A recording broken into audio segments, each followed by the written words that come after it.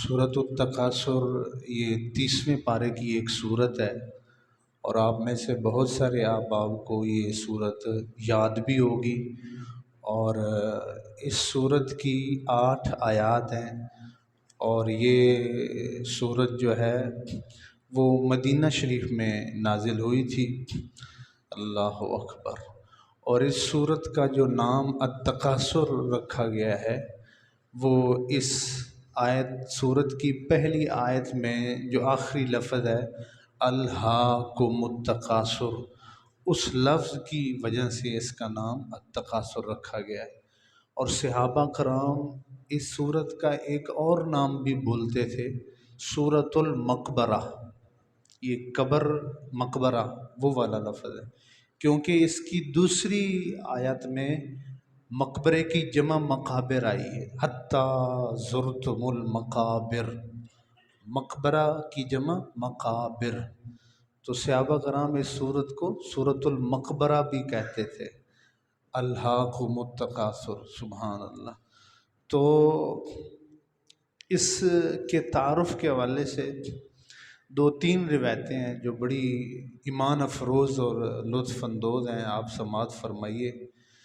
ایک حدیث میں آتا ہے، سید الانبیاء صلی اللہ علیہ وسلم نے ارشاد فرمایا، حضرت عبداللہ بن عمر رضی اللہ تعالی عنہما اس حدیث پاک کے راوی ہیں۔ آپ فرماتے ہیں،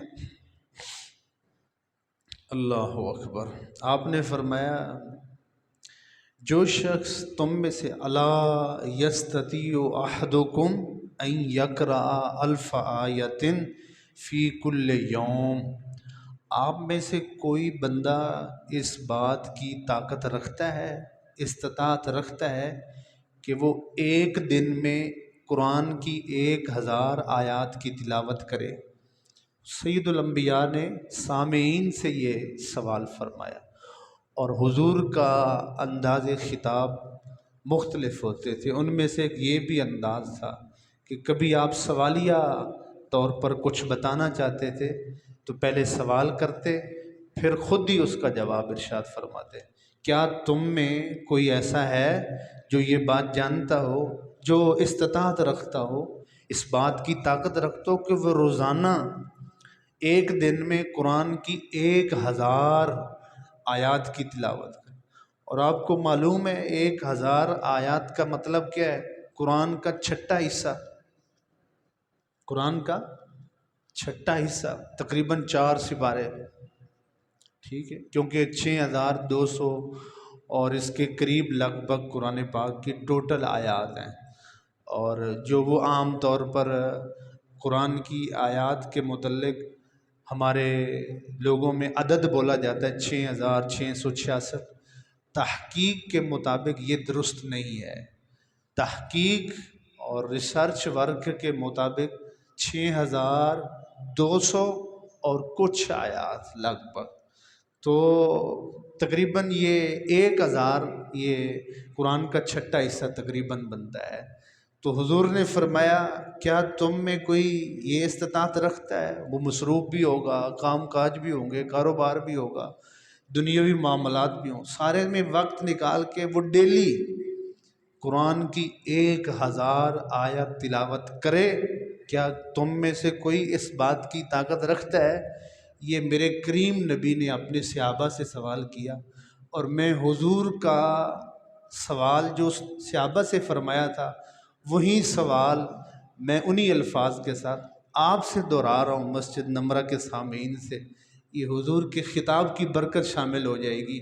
الا یستطیع احدکم ان یقرأ 1000 آیۃ فی کل یوم، ہر دن تم میں سے کوئی اس بات کی طاقت رکھتا ہے کہ وہ 1000 قرآن کی آیت کی تلاوت کرے؟ تو صحابہ، اللہ اکبر، تو کوئی جواب نہیں آیا، کوئی جواب نہیں۔ پھر آپ نے خود ہی جواب ارشاد فرمایا، آپ نے فرمایا، اما یستطیع احدکم ان یقرأ الہاکم التکاثر، فرمایا جو شخص یہ پسند کرتا ہے کہ میں روزانہ قرآن کی 1000 آیت کی تلاوت کروں، وہ صرف سورۃ التکاثر پڑھ لیا کرے، اللہ اس کے نامہ اعمال میں 1000 تلاوت قرآن آیات تلاوت کا اعمال اس کے ثواب میں لکھ دیتا ہے۔ یہ انداز ہے، سبحان اللہ۔ اور یہ صرف اس امت کے لیے اس طرح کے جو انعامات ہیں، یہ وہ صرف اس امت کا خاصہ ہے، عمل تھوڑا ثواب زیادہ۔ حضور کے دامن کرم کے صدقے اس طرح کے انعامات اللہ تعالیٰ نے اس امت کو نصیب فرمائے۔ دوسری روایت اسی سورۃ التکاثر کے حوالے سے، اللہ اکبر، حضور نے فرمایا صلی اللہ علیہ وسلم، من قرأ فی لیلۃ 1000 آیہ، جس نے رات کے وقت، فرمایا کون ہے وہ شخص جو رات کے وقت 1000 قرآن کی آیتیں پڑھے؟ جو شخص رات کے وقت قرآن کی 1000 آیتوں کی تلاوت کرے گا، لقی اللہ وہو ضاحک فی وجہہ، وہ جب مر کر اللہ کے سامنے پیش ہوگا تو اللہ اس کو دیکھ کے مسکرا رہا ہوگا۔ لقی اللہ وہو ضاحک فی وجہہ، وہ اللہ سے اس حال میں ملاقات کرے گا کہ وہ اللہ کو دیکھ کے اور اللہ اس کو دیکھ کے اس کے چہرے پر مسکراہٹ ہوگی۔ کوئی شخص قرآن رات کے وقت قرآن کی 1000 آیتوں کی تلاوت کرے، اللہ اکبر۔ صحابہ نے عرض کی یا رسول اللہ من یقولو من یکوی علی 1000 آیت، یا رسول اللہ کون اتنا مضبوط حواس کا مالک ہے، مضبوط جثے کا مالک ہے کہ وہ کوئی بھی روزانہ رات کو 1000 قرآن کی آیتیں تلاوت کر کے سوتا ہے؟ کون ایسا ہو سکتا ہے؟ تو میرے کریم نبی نے فرمایا فقرأ بسم اللہ الرحمن الرحیم الہاکم التکاثر الی آخرہا ثم قال والذی نفسی بیدہ انہا لتعدل 1000 آیہ۔ حضور نے فرمایا اس سوال کرنے والے کے جواب میں آپ نے بسم اللہ پڑھی، سورۃ تکاثر کی تلاوت کی، آپ نے فرمایا آپ نے میرے سے سورۃ تکاثر سنی ہے؟ کہا جی یا رسول اللہ میں نے سنی ہے۔ آپ نے فرمایا میرے سورۃ تکاثر پڑھنے کی وجہ سے اللہ نے 1000 آیتوں کی تلاوت کا ثواب عطا فرمایا۔ آسان سا کام ہے، کوئی بڑا نہیں۔ اللہ اکبر، اللہ اکبر۔ ایک اور حدیث پاک آپ سماعت ارشاد فرمائیں، اللہ اکبر۔ اور ساتھ میں یہ بھی عرض کرتا جاؤں کہ دوسری حدیث پاک کو حضرت جریر بن عبداللہ، یہ تیسری حدیث ہے سورۃ تکاثر کے تعارف میں، حضور نے ہمیں ارشاد فرمایا، جریر بن عبداللہ بجلی رضی اللہ تعالیٰ عنہ فرماتے ہیں کہ حضور نے ہمیں فرمایا قال لنا رسول اللہ صلی اللہ علیہ وسلم انی قاری علیکم سورۃ الہاکم التکاثر، میں تمہارے سامنے سورۃ تکاثر پڑھنے لگا ہوں، پس میں دیکھوں گا تم میں سے کون شخص سورۃ تکاثر سن کر روتا ہے، فمن بقا فلہ الجنہ، جو شخص میرے سورۃ تکاثر پڑھنے پر تم میں سے کسی شخص کی آنکھوں میں آنسو آ گئے اور وہ رو پڑا، اس شخص کے لیے جنت ہے۔ پڑھنے والے میں پھر حضور ہوں، سبحان اللہ ہے، اللہ، سننے والے صحابہ کرام ہیں جو معنی اور مطالب کا فہم بھی رکھتے ہیں، اللہ اکبر۔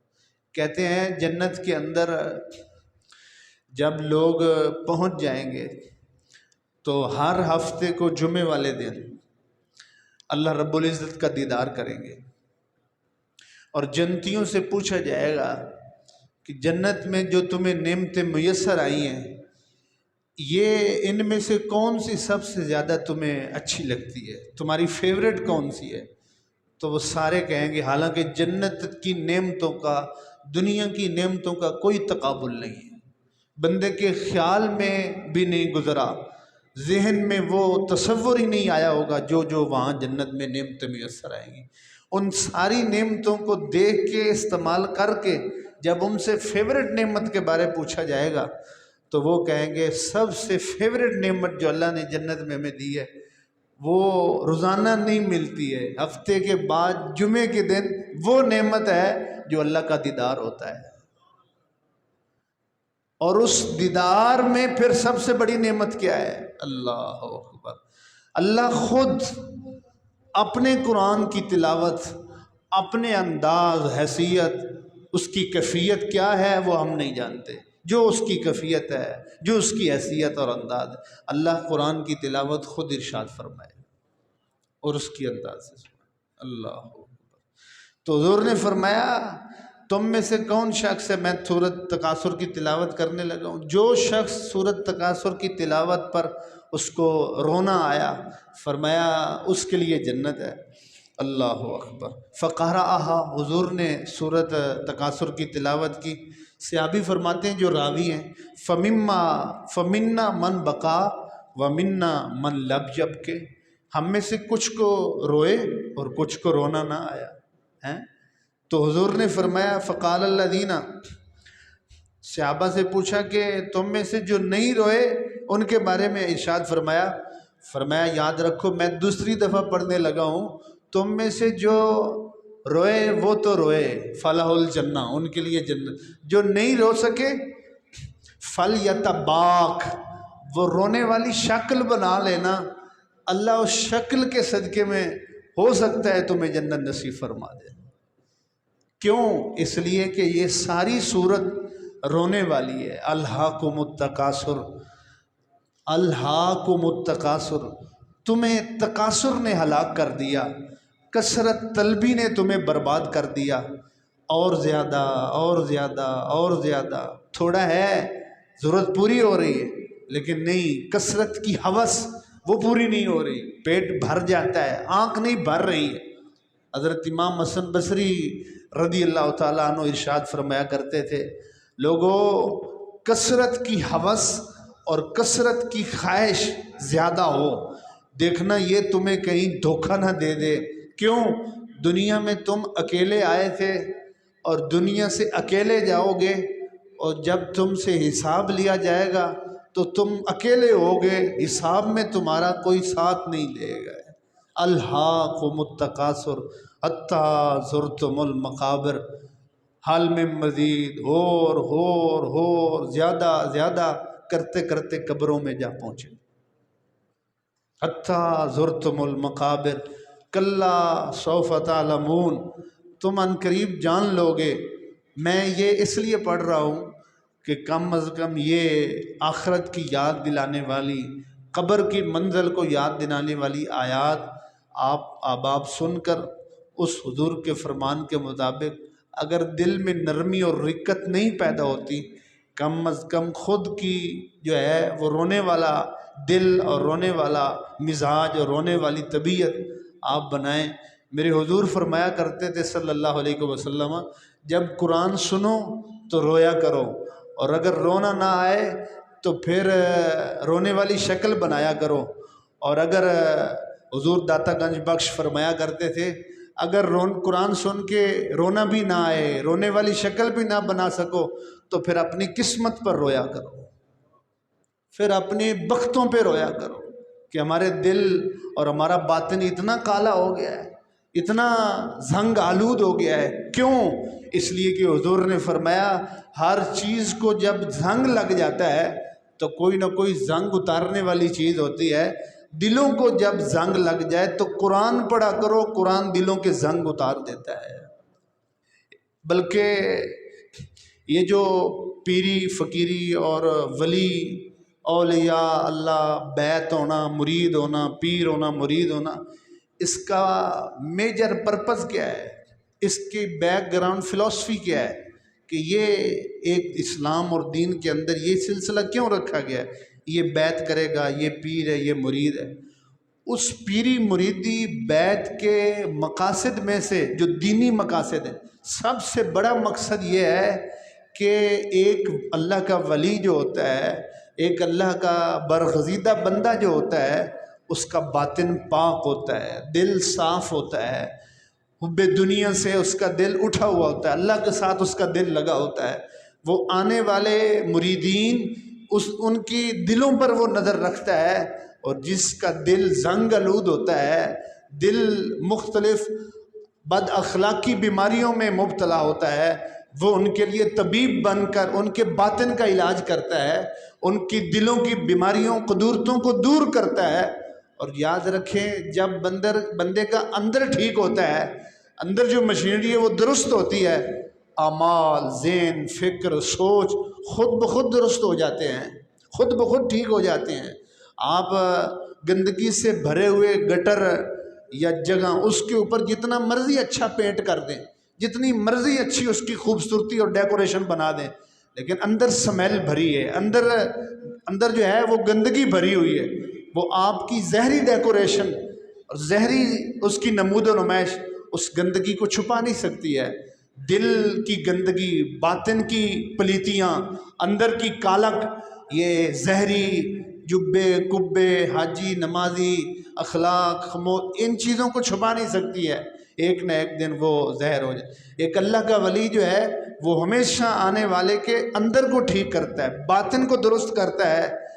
اور علماء فرماتے ہیں اگر کوئی شخص ایسے زمانے میں جی رہا ہو کہ وہ دن میں چراغ اٹھا کر بھی ڈھونڈے تو اس کو کوئی اللہ والا نہیں ملتا ہے، دل کا علاج کرنے والا کوئی نہیں ملتا ہے، باطن کا طبیب میسر نہیں آتا ہے، اخلاق کو درست کرنے والا کوئی اس کو اللہ کا نیک بندہ نہیں مل رہا ہے، تو 3 کام کیا کرے وہ شخص جس کو اللہ کا نیک بندہ باطن اور دل قلب کا طبیب نہیں میسر، وہ 3 کام کیا کرے، اللہ ان 3 کاموں کی برکت سے اس کے باطن کو درست فرما دیتا ہے، اس کے دل کی قدرتیں اور پلیتیوں کو پاک فرما دیتا ہے۔ وہ 3 کام کون سے ہیں؟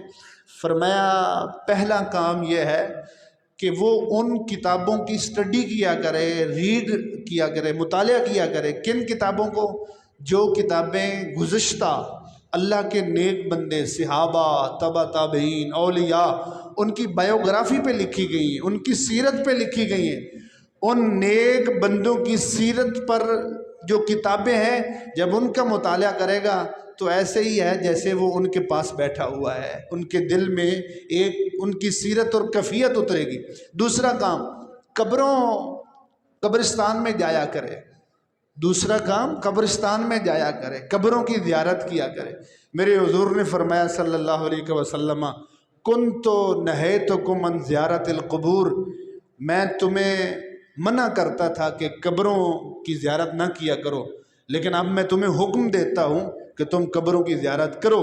منع اس لیے کرتا تھا کہ قبرستان میں کافر اور مشرک کے علاوہ کسی کی قبر تھی ہی نہیں، اور جب کچھ مسلمان فوت ہوئے اور انہی قبرستانوں میں جا کے ان کی قبریں بنی، تو اب حضور نے کیا فرمایا؟ میں تمہیں حکم دیتا ہوں اب تم قبروں کی زیارت کیا کرو، قبرستان میں جایا کرو۔ کیوں؟ لِأَنَّهَا تُذَكِّرُ الْآخِرَةَ، کیونکہ قبروں کو دیکھنا آخرت کی یاد پیدا کرتا ہے، آخرت کی یاد آتی ہے، اور یہی مقصود ہے بندے کے دل میں آخرت کی طلب آ جائے اور دنیا کی طلب اٹھ جائے، سمجھ لو بندہ کامیاب ہو گیا۔ آخرت کی طلب، دنیا کی حب اور دنیا کی چاہت نکل جائے۔ فرمایا قبروں کی زیارت کیا، یہ دوسرا کام ہے۔ قبروں کی زیارت سے دل میں آخرت کی طلب بڑھتی ہے، دنیا کی محبت نکلتی ہے۔ ایک صحابی نے کہا ہمیشہ جس بندے کے دل میں دنیا کی حب، چاہت اور ہوس زیادہ ہوگی نا، وہ قبر کو پسند نہیں کرتا، مرنے کو پسند نہیں کرتا۔